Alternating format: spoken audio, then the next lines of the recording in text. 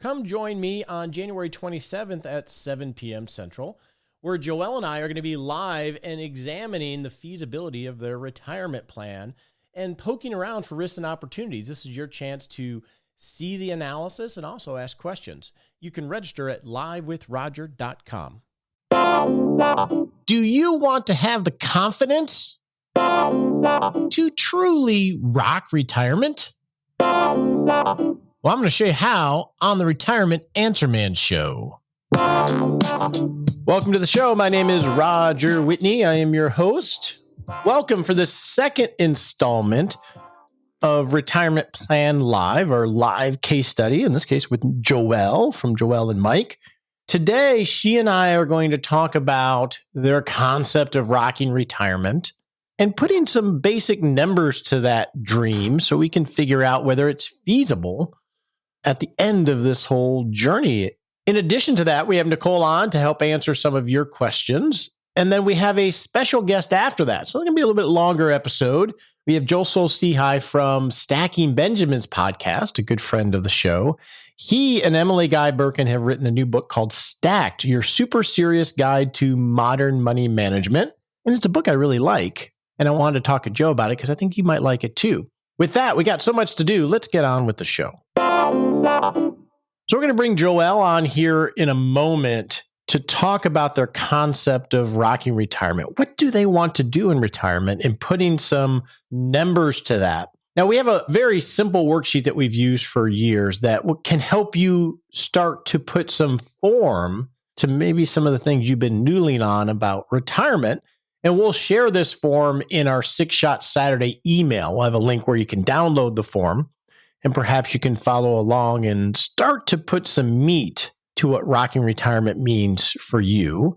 And if you're not part of our 6-Shot Saturday email community, you can go to rogerwhitney.com, and somewhere on there, you enter your name and your email, and we'll send one email a week, and you can get this form on Saturday. With that, let's chat with Joelle about how they're going to rock retirement. So now it's time to welcome back Joelle to talk about this great life she wants to make sure she doesn't miss. How are you doing, Joelle? Yes. Hi. How did you feel about the first chat we had? I felt good about it. It was interesting that it brought up some of the fears and anxieties that I have. It kind of gave me an outline for what I need to be working on and thinking about. And so I found it very helpful. Good. I think there are some things to dive in there. I'm in on that, I'm sure. So we're going to talk today about what rocking retirement means to you in terms of what you want to get done, right? Sure. And we divide that into between 3 categories. Those, base needs of what a good life is, and then the wants, the flavor of life, and then the more aspirational things. So why don't we start with the base spending? And the way I want to define that for you is, obviously we have those non-discretionary things, which are potentially mortgage, utilities, groceries, clothing, the things we have to have just to have a roof over our head and eat. But we also want to include in there, I like to include in there, in that base spending number, what some general entertainment, general travel, just the base good life, not just simply the base I'm not starving and shivering. So when we think of that number, what do you come up with? And how did you do that? Okay, so I used a resource that you provided for me, which was extremely helpful because it brought to light some expenses that I hadn't considered. So what I thought was my monthly budget, actually, when I went through this process, is a little higher. But I really liked including not just the basic needs, but also getting the entertainment and some travel and some personal care and golf and, these kind of things in there. And so when I added those things in, my monthly amount came out to $8,600. Okay. So $8,600 a month. Mm-hmm. And do you have a sense for how much of that was some of that travel and golf and et cetera and all that stuff? I do. So for travel, I came up with $20,000 a year. And my vision to have a great retirement would have probably 10 of that be an annual trip where mom and dad could float the bill for the kids. And the other 10 would just be small trips that my husband and I take here and there. I don't anticipate a lot of international travel, although probably my dream one-time ticket trip would be Bora Bora or some kind of hut over water. That's kind of something I would love to do at one point.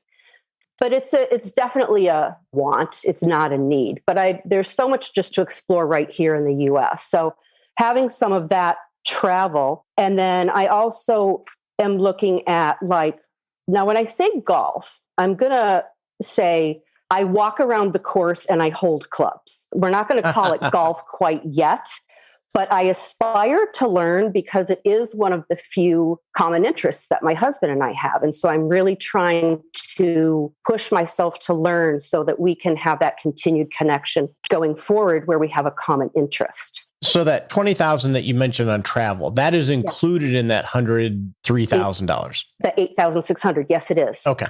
And so is golf expenses / club membership. Okay. I will concur with you on golf. My wife and I golf once a week together. We started again like 2 or 3 years ago, and it's a great together time. Yes. Right. We're very different, and it has brought us closer. It hasn't torn us apart. So I wish the same for you. Thank you. Now, is healthcare included in that number? Healthcare that's our largest monthly expense at this point because I've got another 5 years before I'm eligible for Medicare. Okay. And so I pay about $950 a month for medical and dental off the exchange. Okay. So that's included in there. It is. Okay. And then with the exchange, did you do anything and you're very early in this whole process. Mm-hmm. So did you do anything to get credits, ACA tax credits? No, because it's based on previous income. So I potentially could get credits in the next couple years if I choose to live on cash, and I'm sure we'll get into that later, but my thought is to possibly do Roth conversions during these years where I can potentially make our income look very low. Okay. And one thing to know for 22 is because it asked you what your income was, right? Because it looks 2 years back. Did you consider filing for an exception because of the life change of the retirement? I have not.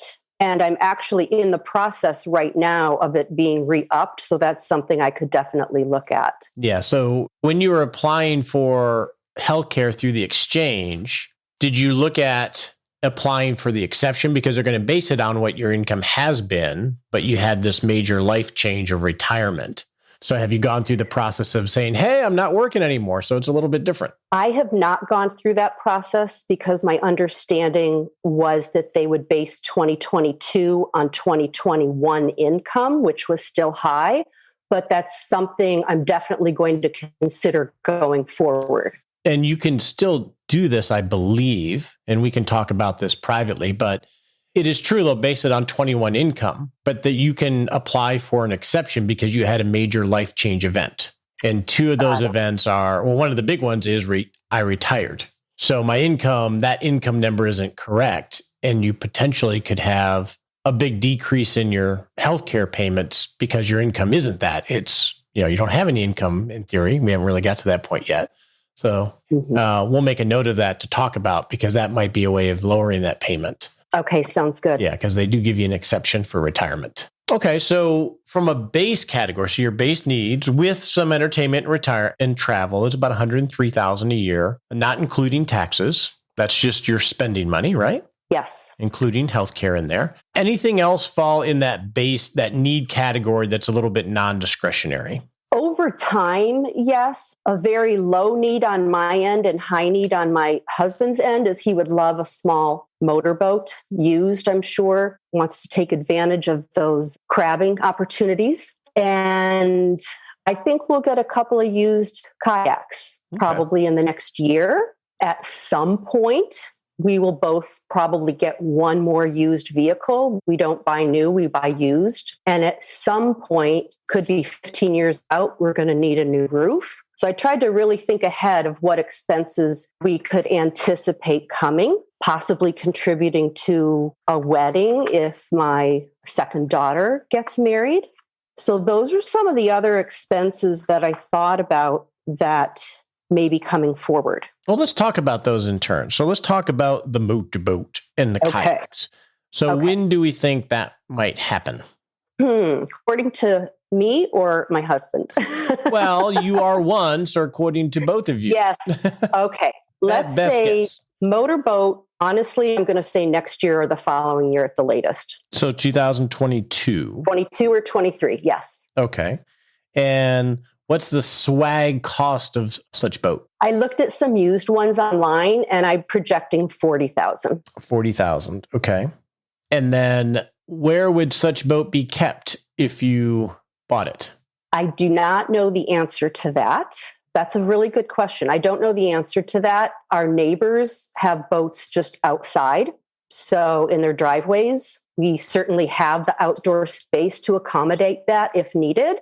And we're less than a mile from the water. So we easily could just go up on a daily basis. We would not. And I'm just talking about a small motorboat. Okay. So it's something you wouldn't have to have a slip for. You'd be able to go in and out. Okay.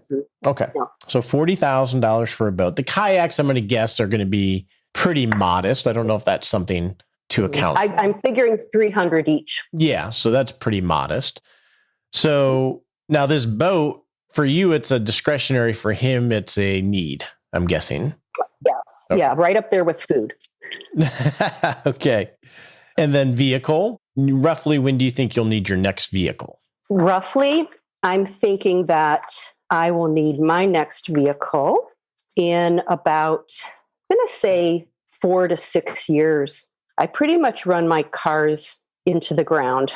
Okay. And roughly how much do you end up going out of pocket when you buy your new car? Do you have an idea? And we're just guessing. $20,000. $20,000. Okay. And so that's for you, Joelle. What about your husband?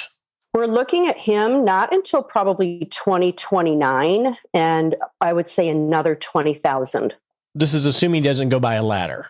Right. Assuming he does not go to the hardware store. Unaccompanied, yes. Unaccompanied. How much was that pickup, by the way? Oh, I think it was 46. Okay. Yeah. It was more than a ladder. Yeah. But he owned a business back then, so it's a business expense, no doubt. Sure. Or you could think of it that way. Okay. Yes. And then the wedding. Now, do you have like an idea if she were to get married today, what you would potentially contribute? I don't expect her to be the type to want a lavish wedding. I don't know that it's even something in her future. So I'm going to put a number on it and I'm going to call it $20,000. Okay. Contributing. Okay. And then we got to put a year on it. 2032. 2032? Mm-hmm. Okay, why don't you grab your phone and text her and say, I'm planning for you to be married in 2032, so that's your project date. Be ready. Got it. Got it. Be ready. Any other base needs categories, things that you can't do without? We have general entertainment and fun with some good travel in there. We have healthcare, we have automobiles, we have activity-based things in terms of the boat. That is all that I came up with as I was working through this process. I don't have anything else that I have thought of. Okay. Well, let's move on to the wants category. What extra? What's some of the flavor of life beyond that? Mm-hmm. We don't have any desire for like a vacation home or anything like that. We're interested in kind of doing what you and your wife do, where we take 2 or 3 weeks one time a year, and we would then go to like a varying location. But I really have that factored in our travel budget. Other than the boat and the kayaks, we're not thing people. We're more experiences is where our head is now. And I think that a lot of that falls under the travel category and the entertainment of possibly golf club kind of experience. We've already purchased our e-bikes, which I'm sure as an avid biker, you don't like to hear that. No, I own an e-bike. Oh, do you? Okay. Yes, I do. Okay. I feel like I get some unkind looks from mountain bikers at times when I'm on my e-bike, like I'm cheating. Those are silly people. They're overly curious. Although a friend of mine, Stephen Chen, who runs New Retirement Calculator, which we have in the club, he rides an e-mountain bike. And I will admit, I did look down at him a little bit at first. I will admit. See, I knew it was there. Especially for mountain biking. But I went and visited him in just north of San Francisco. And I totally get it now, because you would have to be just an Iron Man to go up and down those hills and mountains. So you bought the e-bikes. Your husband bought a classic car. Yes.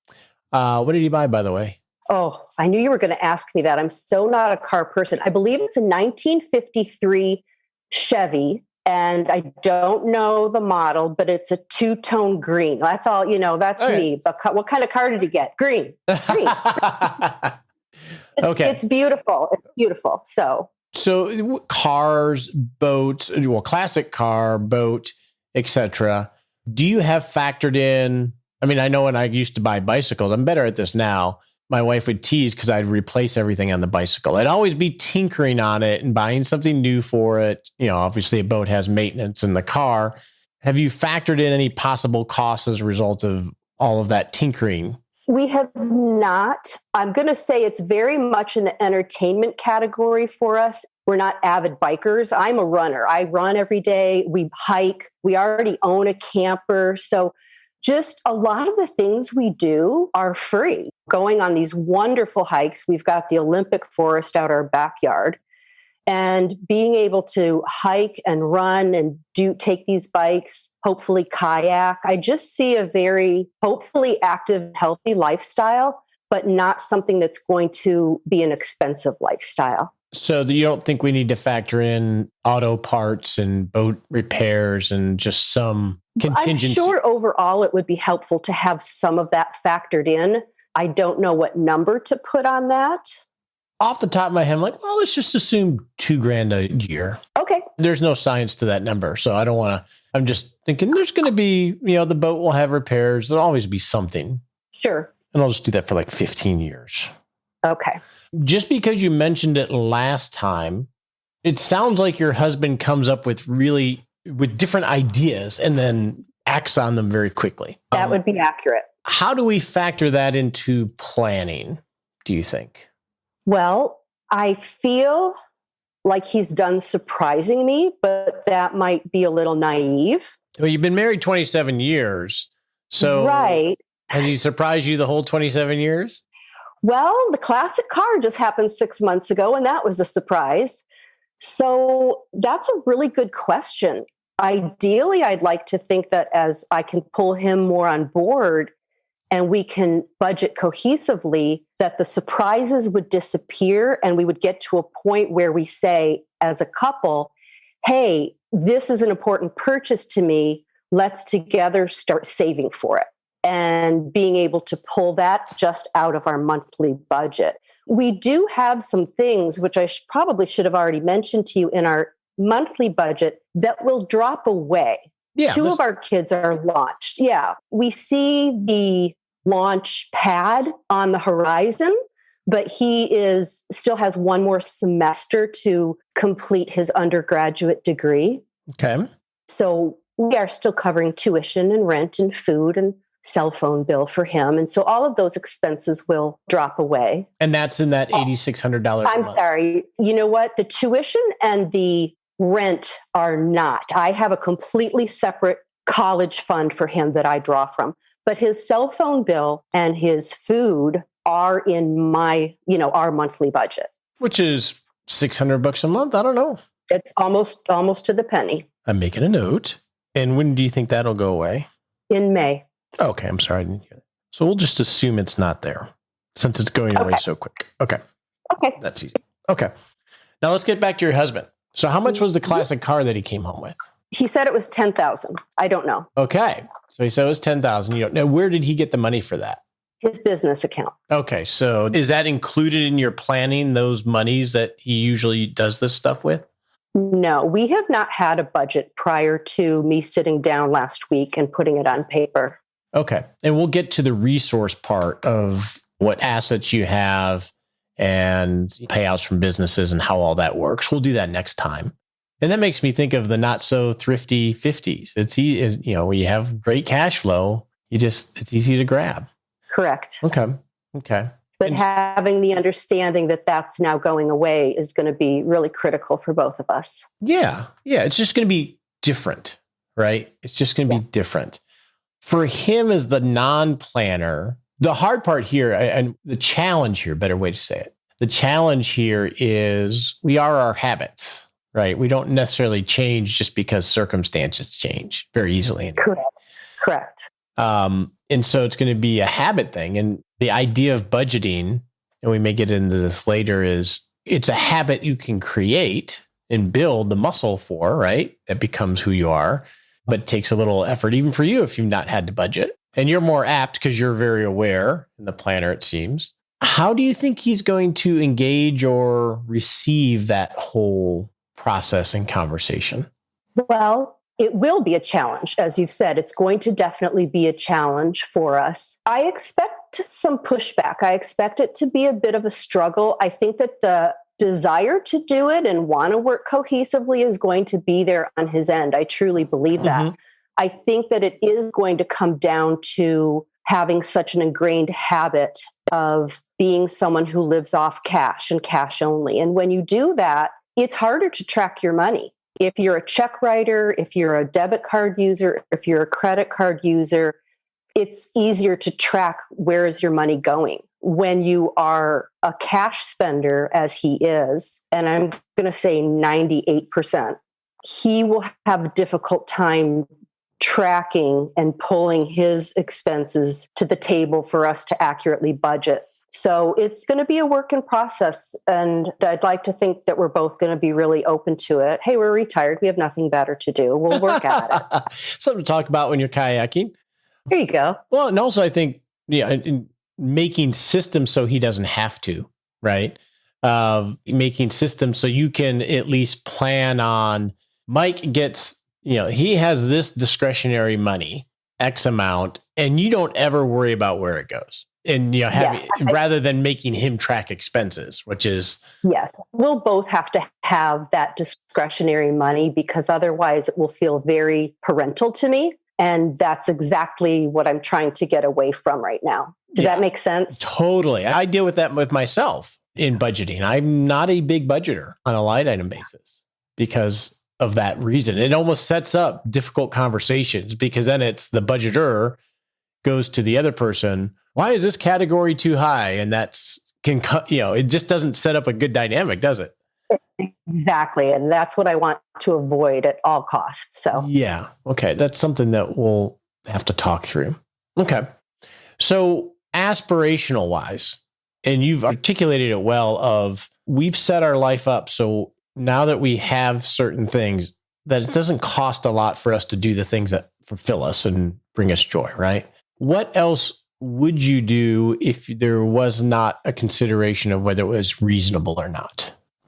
Well, that Bora Bora trip that I told you about, that would come into play for sure. This is if money is no concern, correct? Yes, ma'am. Okay.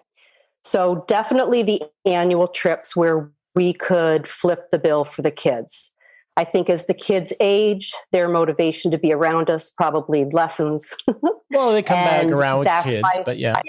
And that's my greatest joy is to spend time with them. So I would love to do some trips where we could pay for them and have all the family together. That would be amazing. Now you already said you had 10 grand budgeted for that. That 20 grand budget. Yes, I do. Okay.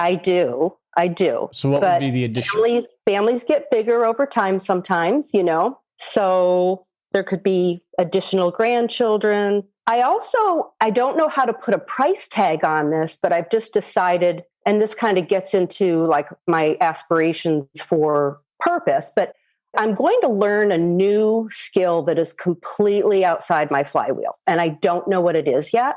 And so I'm sure there will be some cost related to that. I don't know if it is painting, sculpting, throwing pots. I don't know what it is yet. I'm noodling on that, as you would say. I'm noodling on that right now. And then another aspiration would be, I didn't want my kids to take out federal student loans. So I wanted them to have some skin in the game. So we paid for a good portion of their college, but we also loaned them money. And I would love to forgive that, either in the form of having them repay me and then turning around and gifting it to them unexpectedly for maybe a down payment on a home, or just saying to them, you're done. You don't owe us a penny. And that would be $80,000 in total. And that would just be a great aspiration of mine, to be able to forgive that if that's something that is doable for me. I like that one. So smart to have them have skin in the game. Mm-hmm. Yeah, they don't know. Well, they might know now, but they're not going to listen to a retirement podcast. No, they're not. No, actually, it's interesting. They both already, my 24-year-old and my 21-year-old are both already investing. Good for them. Good for them. Yes. So how much is Bora Bora going to cost? Just a swag number. Got to be 20, right? 20, 25? Well, 20? Let's put 25. Okay. And if it could happen, when would you want to do it? Sooner rather than later, so that I'm there on my 2 feet and not in a wheelchair. Let's say within the next 5 years. Okay. And then we have annual travel with family. So let's put there's different ways you could do this. You could call it just, hey, I want 10 years of a go-go extra of X amount a year, and not really have to have a name for it. Or we could put a name to it. Which way makes more sense to you? I think putting a name to it. Okay. Makes sense. Kind of the dream travel category. So what would dream travel be? Would it be on an annual basis, every 2 years, every 3 years? I would say every 3, and I wouldn't expect that to last. I'm thinking 3 trips max. Okay. So that by the time my husband is 75, we might not be in the go-go years. I don't know. All right. 3 trips starting which year? Boy. It's going to change anyway, so don't put too much. Okay, 2023. 2023. Okay. And then every 3 years? So over 9 years? Okay. Yeah. Every 3 years, 3 times. And that's the thing about a lot of this stuff. It's going to change a million times.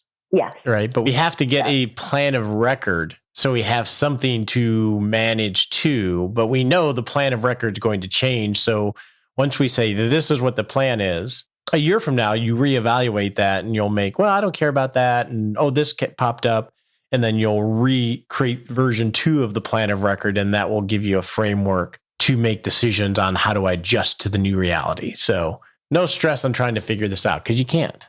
That makes sense. And it's actually comforting having things on the list that I know can easily drop away if things change financially. They're not needs, they're wants. Yes, you're wise there, because we don't know what the next years are going to be, whether it's in the markets or inflation or even in your life, right?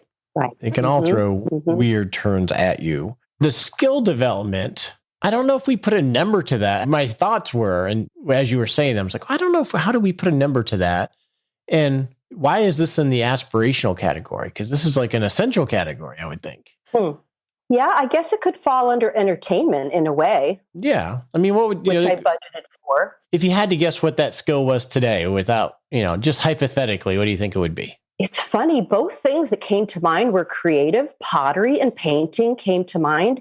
And I'm the least creative person I know. So it's just, I'm just looking for something really outside of my comfort zone, just a new skill to experiment with. It could be jewelry making. It could be, I don't know what it's going to be, but I feel like it'll be in the creative zone. So we could just add that to the tinkering budget, because we have $2,000 a year for 15 years. Okay. We could just include it in that, or we could increase that a little bit. Okay. I like that. You think we should maybe increase it to 3? Sure. I think we'll call it tinkering and development. What didn't you share with me that you thought you might?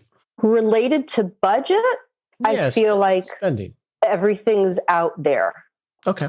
That I could think of. And I spent quite a bit of time trying to really think it through. So I think as related to budget and expenses and needs and wants, I feel like you've got that information. Okay. I feel like I now have that information. Okay, let's fast forward a little bit here. And this is hard. Your husband's 65, you're about to be 60. You just moved to an amazing place. If you had to look out at your future self, Joelle at 75, which is going to make your husband 80, do you see yourself being where you're at now or closer to family? I see us being where we are now. Why? I feel like moving for family isn't a good decision for us because they're in those young, really active, changing years. And if I move across the country for family and then they meet somebody, get married, and they move to the Pacific Northwest, I just feel like I'd rather just have the financial freedom and the time freedom to go visit my family. But I feel, and again, I know it's only been 6 months, but I feel like this is our place. Okay. And I was thinking from the perspective of you're older, you're potentially less able, you're physically potentially more fragile. But you're thinking that as long as you're able and you're comfortable that you can manage life, you're going to be where you're at. That's my plan. I took care of my mother and father when my mother was dying. And then when she passed, I took care of my father for several years. And as lovely as that opportunity was, I choose not to have my children have that same experience.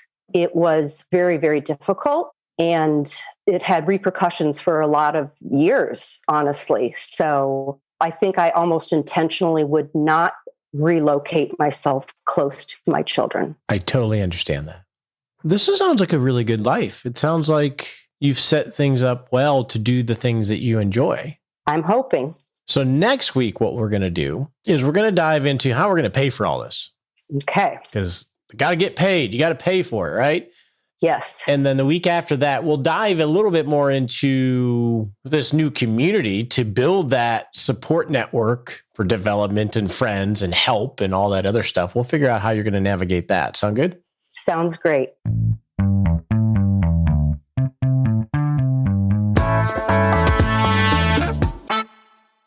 Now it's time to answer a few of your questions before we get to our interview with Joe Saul-Sehy and talking about his new book, Stacked. And to help me answer questions is Nicole, Rockstar Mills. Da, da, da, da. What was that tongue twister you just did? The sixth sheep is sick. Very good. I bet you're good at those. We had to do them in theater in high school as warm-ups. So if you have a question for the show, go to rogerwhitney.com/ask Roger. And there's a spot there where you can leave an audio question or type the question. We love to answer your questions. Or share your favorite tongue twister. Oh, that could open the door. Share your favorite. That could. And maybe never mind. I retract that. Given how I butcher words, I should probably practice tongue twisters. They say it's, good for helpful. The enunciation and all that. All that, yeah. So welcome to 2022, by the way, Nicole. Yes. Do you have any aspirations for this year of what your future self will be happy about? Any aspirations for the year? We have a couple of family trips planned, and we haven't really taken any big family trips since the pandemic and the new baby and all of that. So really looking forward to that. How about you? Yes, I do have some big aspirations. Yes, that's your answer. I have aspirations, period. My aspirations are to make the main thing and stay focused. The guardrails thing, it's fun, but it wears you out. And you can do anything, but not everything. Yes, I'm trying to work on that.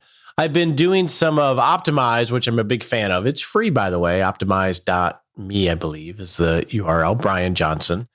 I've been really diving into that and then trying to be very intentional about resisting the influences of the world in terms of social media and just being in the mix of all the stuff that really isn't very helpful for creating a great life. That's what I'm trying to do. That's so true. I've noticed on mornings where I make sure I get up and I read a book instead of pick up my phone right away or something like that. It's just a more fulfilling, calming start to the day than immediately getting sucked in Yeah. And scientifically, it just pulls you in. It's designed to do that. So that's my aspiration, is that I can have a really well-developed muscle not to fall for that.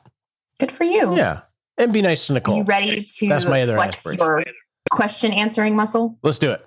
So our first question is about 401k to Roth transfers.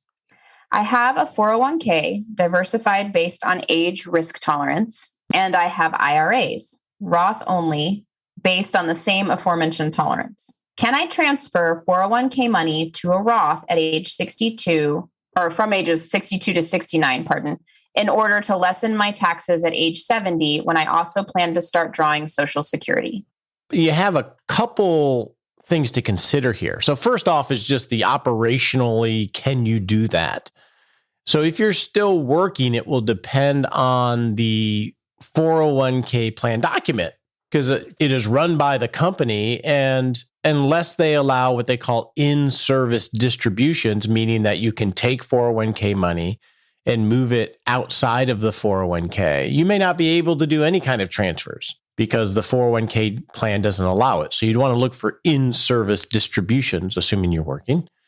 If you're not working and you're retired, or you have left this company, this 401k, then operationally, probably the best way to do it would be to roll over the 401k money to a traditional IRA and then look at doing a Roth conversion for all or part of it. And you can do that at any time. You don't have to be 62 to 69. So the second part is, should you do Roth conversion? So it sounds like you're worried about your tax on your Social Security when you start at age 70. There's a lot of things to consider here, and it's going to be a little difficult to outline just simply verbally, but you want to have a plan of record, assuming you don't do this. And then you see what your required minimum distributions would be at age 72, because you don't have to do it at 70 now, and what that might do to your Social Security taxation. So if you have a feasible plan of record, that gives you a good baseline for evaluating this. Then you can create a what if scenario of, hey, what happens if I take some of these pre-tax assets and then convert them to a Roth within my bigger plan? What will that do to your ultimate required minimum distributions? If it lowers those, maybe that gets you out of a tax situation. But it also can help reveal other things that could come into play, right? Because you're going to have to pay taxes on those conversions now. You may have IRMA surcharges on Medicare as a result of the conversion, so that might offset any benefit you had on saving some taxes with Social Security. So there are a lot of different factors. So this IRMA thing I'm talking about, we've talked about it on the show. You don't pay for Part A of Medicare, but all the other parts you pay for on a monthly Part B, Part D, etc. And if you make too much money, they actually charge you a surcharge on top of the normal monthly charge for Part B and Part D, as an example. So if you were to do Roth conversions to help save you later in life from, say, taxation on Social Security, it could cause you to drastically increase the cost of Part B and Part D in Medicare. And we've talked about those in detail. So the key here, I think, is have a baseline plan of record and then create a what if and map that out on a cash flow timeline so you can compare back and forth. And Nicole, I think, and B, I think this is really important, because otherwise we just get in our head, we're trying to solve for A, not realizing that it's going to cause these other consequences that don't make it near as attractive as it might be initially. So this is a better way of thinking about it in an organized way, I think. Don't you think it's a lot like that, Nicole?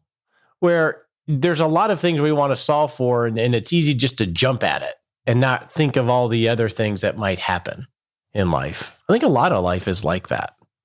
That's true. Our next question is from Tracy. I like the subject. Help me help my retired husband retire again. She says, my husband is obsessed with retirement podcasts. He's retired once from the military, now works at a well-known tech company. We own our own business and multiple paid real estate single-family homes. We have no kids or pets. He's in his very early 50s, and so am I. I spend most days on the golf course and doing board work while he's tied to a desk. I've even modeled our finances on a spreadsheet to show him we're okay. He's so anxious about not working.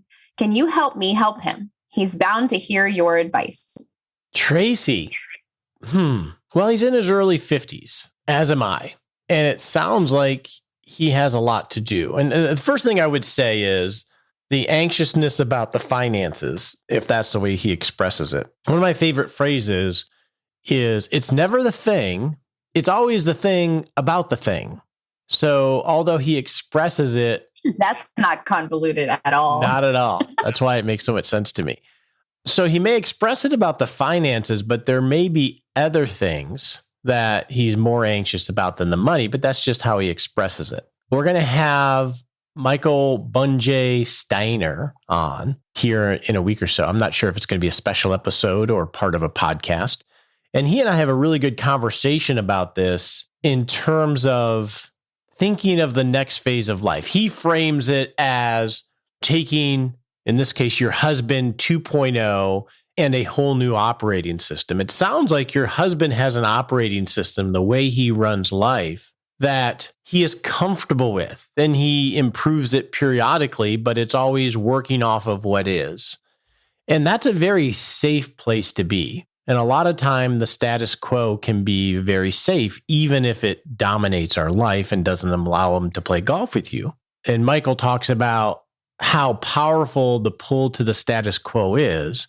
And when you're going through this change, it sounds like of what you're trying to help him navigate is you can't just improve what is. You need a whole new operating system.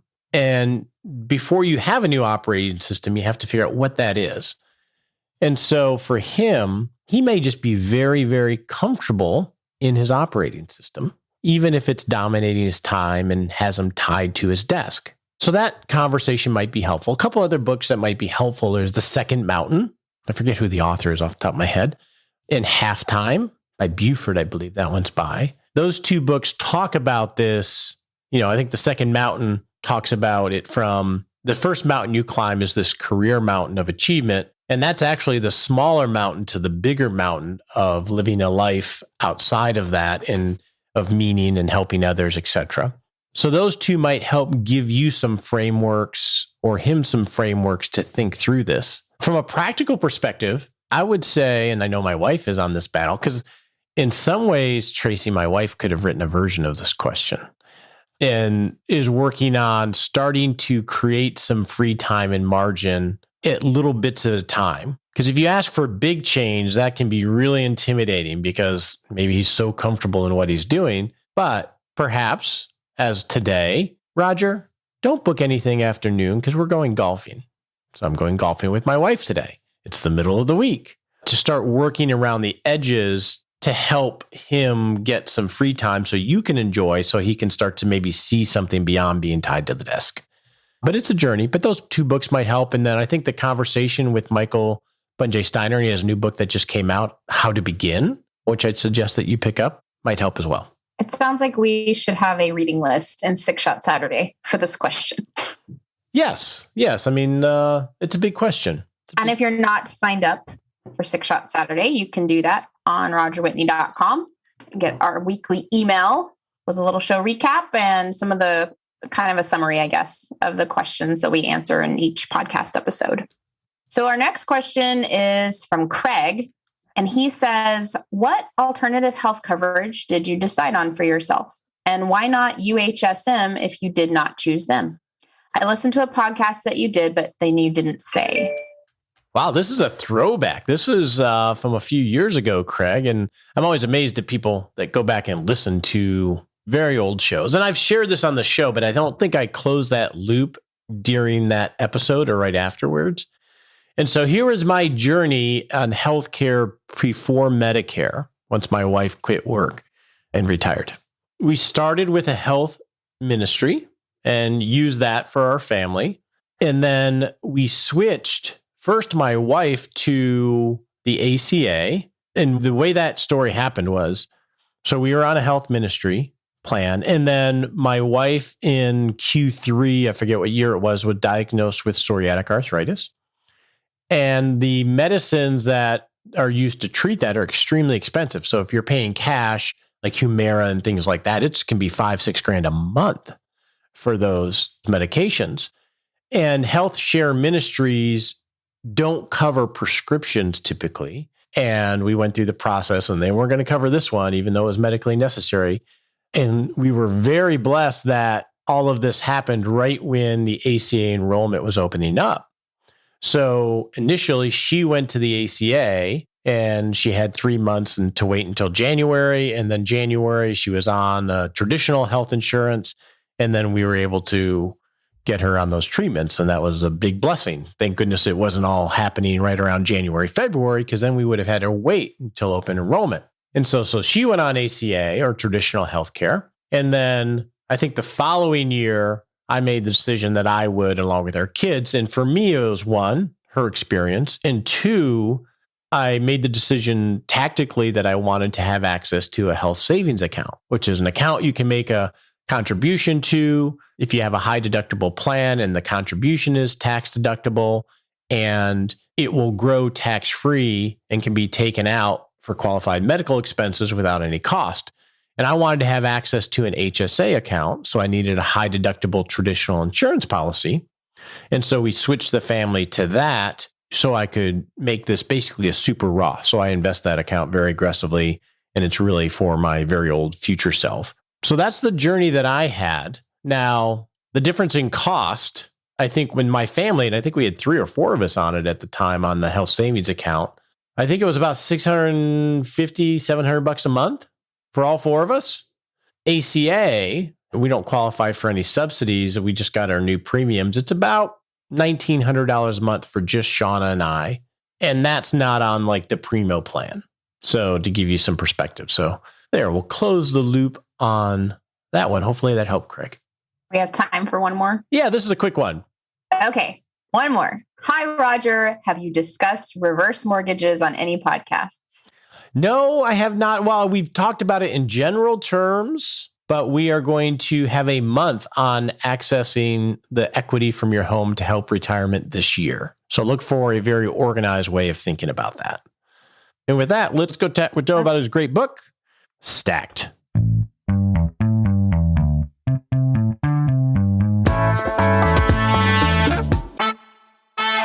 Your super serious guide to modern money management. Super serious, Joe?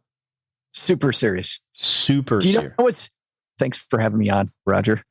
And I'm always excited when I get to talk to my buddy Roger. I feel like we don't get to talk enough, but I'll tell you about that.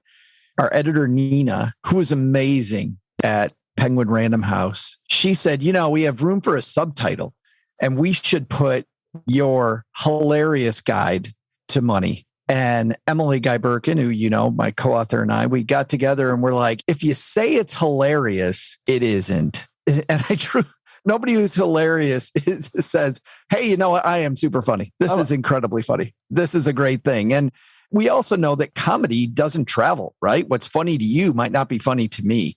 So instead, we decided to do the sarcastic route. So super serious is in italics, and it is super serious. I mean, to get real for a second, part of this project, the reason for it is I read this great report by a group called Nonfiction, and is The Secret Financial Lives of Americans. Listen to this stat, Roger. Over 150 million people in the United States report that they have cried about their money. And you would think that that's mostly people living paycheck to paycheck. And sadly, that is true, that there's a larger percentage of those people. But you know what? Nearly half of people who make more than $250,000 a year are crying about their money. Nearly half of those people.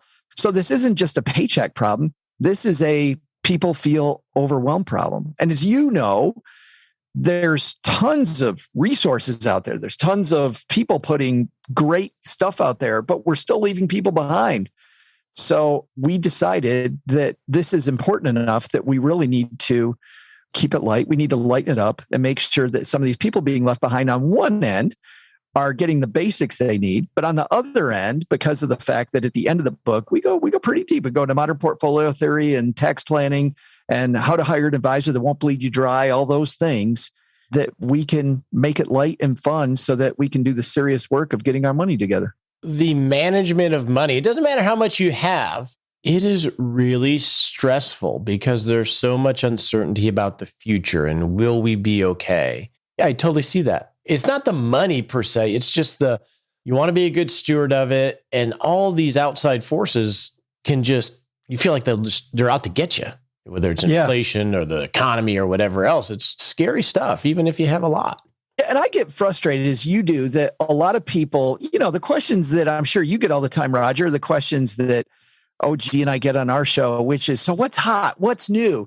Or you're at some, I was at a get together a couple weeks ago, very small get together, but this guy who's a friend of a friend says, hey, so what are you recommending to people right now? And as you know, you don't even start there.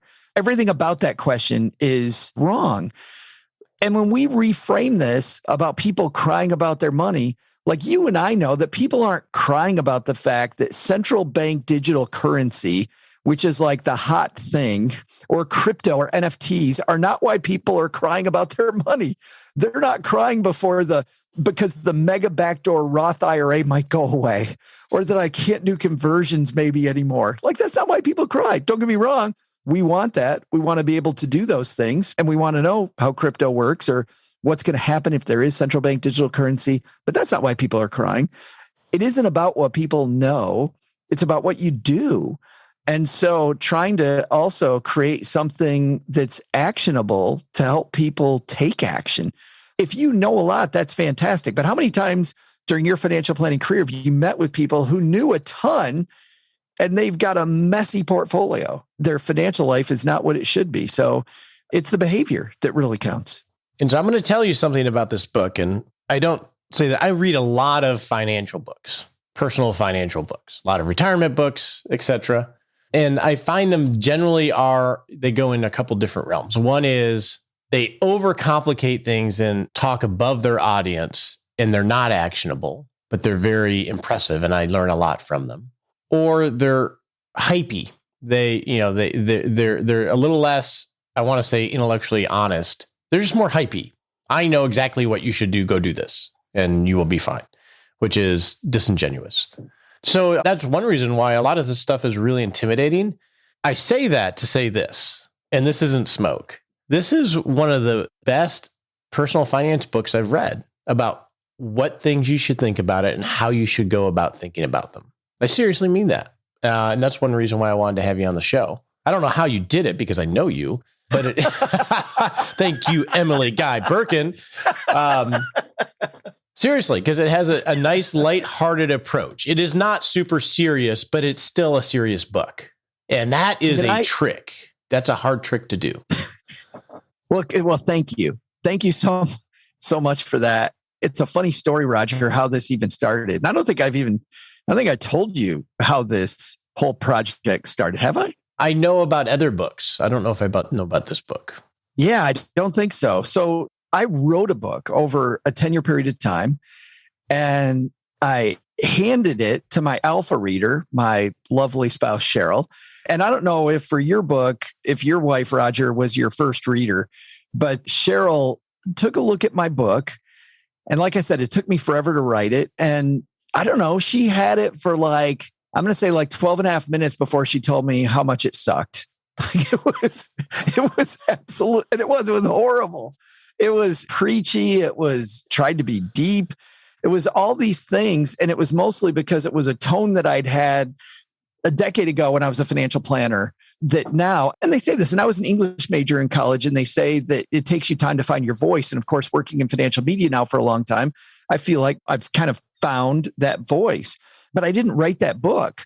But I knew I had this idea, but I hadn't really framed it. Well, Cheryl and I were out in Portland, Oregon, and I'm walking around this great, huge bookstore called Powell's. I don't know if you've ever been to Powell's, but it's fantastic. And a guy like you, or a person like me, I've known you long enough to know, Roger, that you got to love Powell's because you just can get lost in these synapses. Even when, you're in the military history section, or you're in the photography section, or whatever it is, you put these synapses together that have nothing to do with finance, and it gives you these great ideas.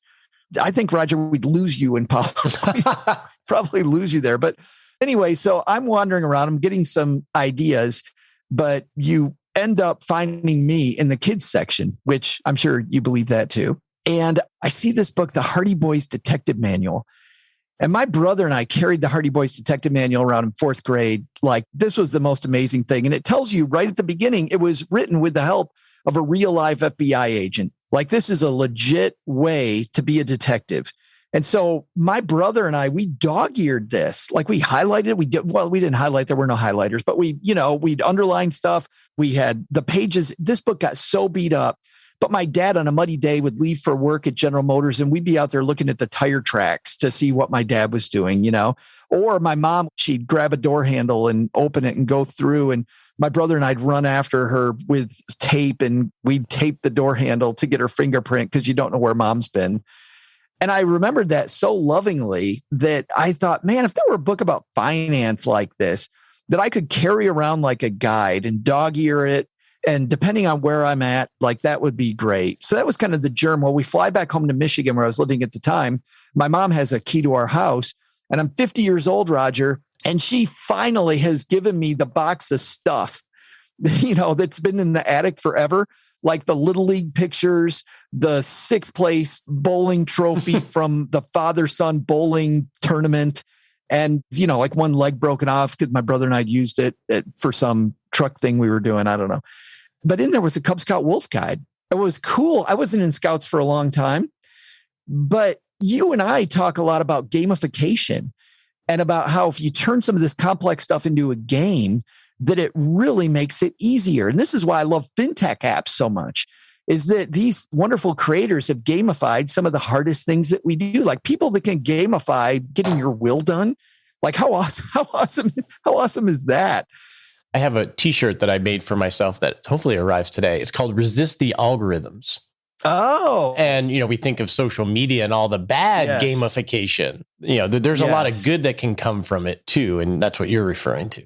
Totally agree. Yeah. I mean, places like I've gone on record a lot talking about Robinhood and my hatred of everything Robinhood, but gamification that does not help you.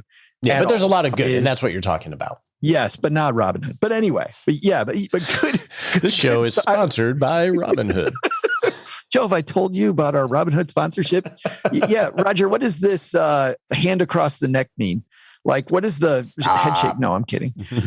But anyway, gamification can be really good. And the Cub Scouts did this way before apps did it. I mean, I had this book forever ago, early 70s, mid 70s. And every chapter, which they call an achievement, right? Every achievement instead of a chapter starts off with the tools you're going to need. It succinctly shows you how to do things. And then it gives you, to prove proficiency, you actually have to do stuff. And then you check boxes. Do this. Have you done this? Have you done that? And you check the box that you did it. And then there's a place for your mom to sign it that you did all of them. And then you get a badge.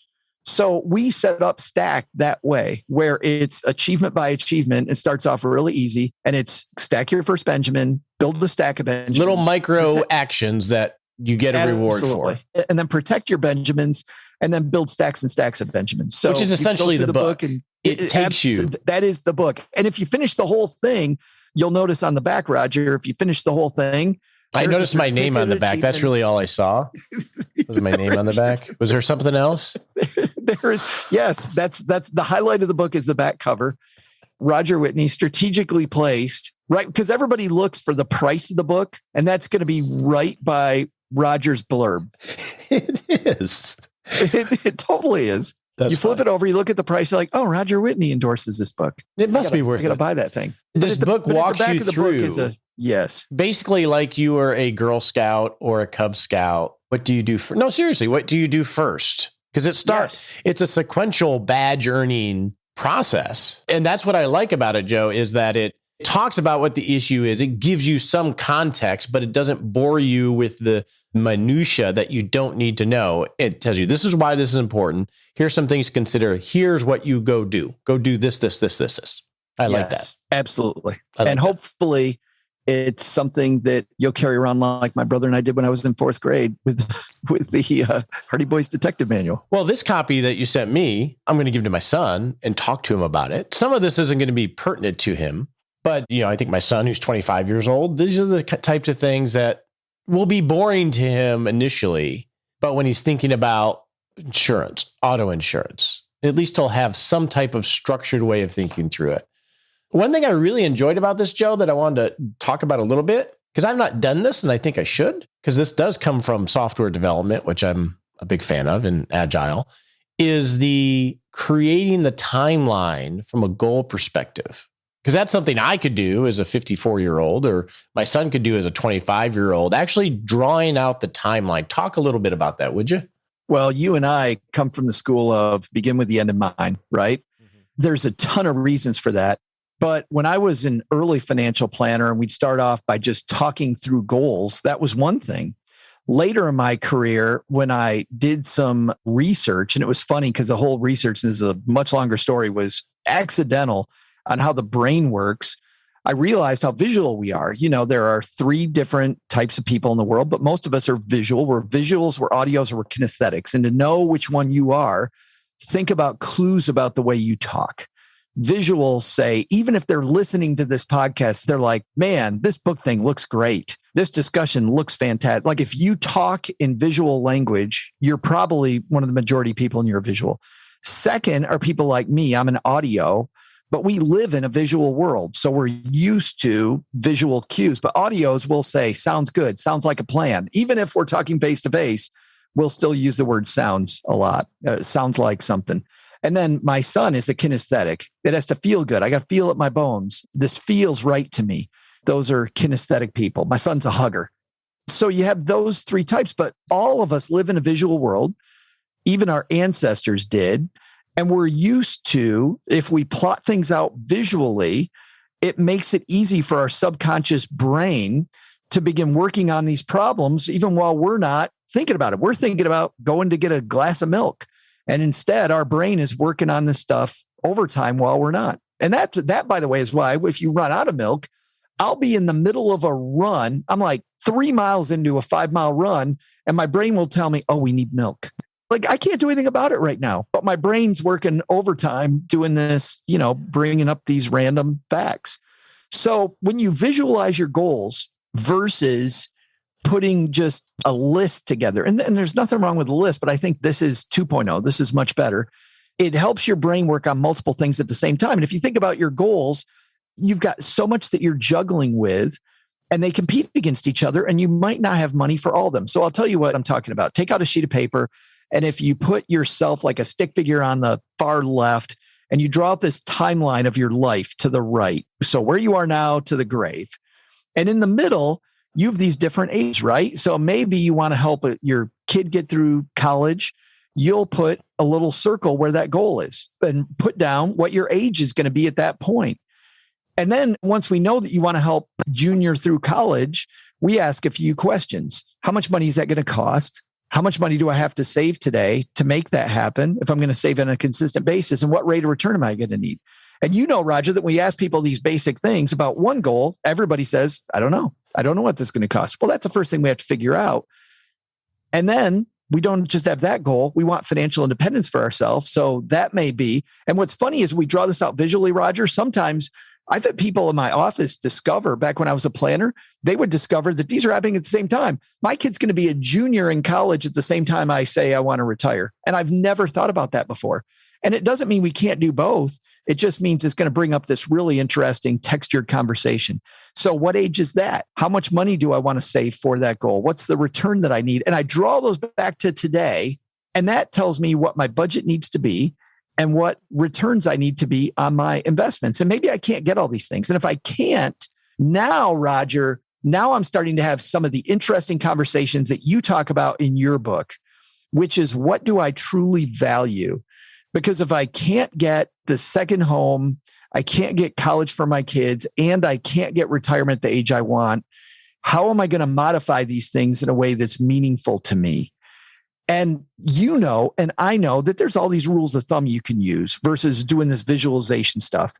I can use the 4%. It's not even the 4% rule anymore, is it? Is it what, 3.3%? I don't know. That's a whole nother debate. We don't need to get into. I know. But if you use 4%, even Christine Benz at Morningstar in her thing just recently said, use 4%, you're going to be right 95% of the time. You and I know the 4% rule can get you there, but so what? or the 25X rule that the fire movement people use. Take what you're doing. And so these are great, but they're not, because they rob you of these value discussions that are so interesting. And so what do I really want? Why am I going to pay for my kids' college? Why am I going to retire at 55? Why do I want a second house? How important is this versus these other things? And when I visualize them and I put them all together and I see what I need to do to reach them, now my brain, the subconscious brain, is going to work on them about strategies to get them. I'm going to have these wonderful values discussions. And then third, and this I think is another big one, so many people have FOMO about all these killer investments that are out there. And what's great is when I begin with, okay, to get retirement, I need 8% on my money. Now what I can do is forget about this huge wide range of investment options, which, Roger, you and I know, because we've been at this a long time, you're never going to be able to research every single investment out there, which is what gives you the fear of missing out, that there's something that I don't know about. Well, if instead I begin with, I need 8%, I now focus in on only the investments that help me reach the goal, the types of investments that helps me reach the goal. And now instead of this huge range of stuff, I can do much deeper research on only the things that fit. And what's great about that is now I can be perfectly okay with missing out on investments that still, no judgment. They still can be great investments. They're just not for me. That like, hey, it makes life a lot simpler. And it also, I think it helps easier. Provide I was going to use the phrase true north, but something to come back to when you get excited about something. I like the visual aspect of it, because then it can bring you back to home. No, this is what I care about. And you try to fit it into, we call it a plan of record in our verbiage, but this is what my vision is for my life. So when I get excited about this, I got to come back. Does it fit into that vision? And then it at least helps you have that conversation. I love that, Roger, because, and this is, I think, for me, the key. It is no longer about good or bad. This could be a great opportunity. It just isn't for me. And it's okay then to let those things go. And that gets rid of 99% of that fear of missing out. It's so hard. Because then you and I stuff, we were just talking about this before we started recording, the fear of missing out. It's like, it's very difficult. The visual part of it, I think is really important. Is in project management would be a Kanban board, right? You have what you're working on and where you're at in each thing. But what I like about it, and I've had clients that have done this, is it's something that you can actually put and see naturally. Like one of my favorite things in my office, I just got the 22, actually about a month or two ago, is this huge 6 foot by 4 foot calendar of the entire year. Hold on a second, because it's off camera. Is it dry erase? Yes. Oh my, now I do have fun. Now I want one Newyear.net, NEU year.net, I believe is the company. But I can sit there and look at it and visualize my life in a year form and move pieces around there. Oh, that's not important to me in October anymore. It was when I put it on there. It's like you're talking about visualizing your goals. Oh, I had that on there and I have everything in place to work towards, let's say, that second house. And then a year from now, you're looking at it, if it's visual, and say, wait a second, that's not important to me anymore. Then you can take it off. Because a lot of times, I'm sure you found this is what I like about your book and this process is we put these systems in place to work towards something, but we never revisit what we're working towards. Yeah. And so we never change our strategy. It has to be an organic process. And your book gives a great framework for all the different areas of your life. Well, and you say this so much that it's not a financial plan, right? I remember when I first met you and you're like, take that 300-page document and dump it. It is not a financial plan. It's planning, right? It's this continuous thing about this journey that you're on that's so much more important than creating this static document that you're not going to follow. So what do you want to happen with this book for someone who gets it? Man, I hope that you do what I did. I hope that you find areas that you're kicking butt in and you're able to give yourself more confidence. We go back to the start of what you and I talked about, where people are crying about money. I think it gives you confidence when if you hit those early chapters. If you're your son, you're probably hit those early chapters and you need to work on some stuff. If you're somebody's further along, you're like, oh, wow, I'm doing better than I thought. Actually, it's funny. The woman who is the director of our audiobook, she had to read the whole thing to help us do the audio. And she's like, I was telling my husband that there are some of these achievements that I didn't realize how great we were doing. And there's other achievements that I thought we were doing really well on that I realized that we need to work on. So I want people to be able to take it and gamify this whole system and get further along. But also the fun thing about this for me now, because you and I are in a spot, Roger, where we're going to be okay. It's much more about bringing others along that are where maybe we used to be. And in the book, I talk about what a financial disaster I was. And this is the book I needed when I was a financial disaster. The Hardy Boys Detective Manual was fun because I got to do it with my brother, because I got to do it with somebody else. And whether you're single, married, in a relationship, not in a relationship, just being able to bring somebody along with you for the ride. Like if you know all this stuff, the fact that you're going to hand this to your son and being able to bring them along for the ride, this financial literacy ride, I think is so compelling and so fun that if that helps one person help somebody else get it, that's awesome. That is so awesome. Stacked, your super serious guide to modern money management. Joe, always love hanging out with you. Great book. Thank you so much, man. This has been so fun, as usual. So with that, let's go set a SMART sprint. On your marks, get set.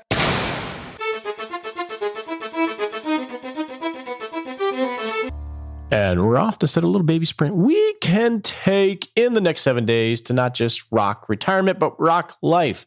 So in the next 7 days, I want you to answer this question. Close your eyes. Imagine you December 31st, 2022. It's the end of this year. What is it you wish you would have done differently? What is it you wish you would have done differently? That's a good question to answer at the beginning of each day. At the end of the day, what do I wish I would have done differently today?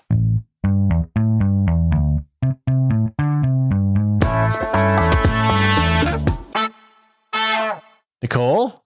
Henry will be a fifth grader at the end of 2022. That SMART sprint sort of hit you. A fifth grader? It did. A fifth grader. Wow. Time goes by. That's what you need to do is take advantage of those moments this year. Those elementary years when they still want to hang out with you. Yes, do that. And I hope you all have a great week, and we will talk next Wednesday.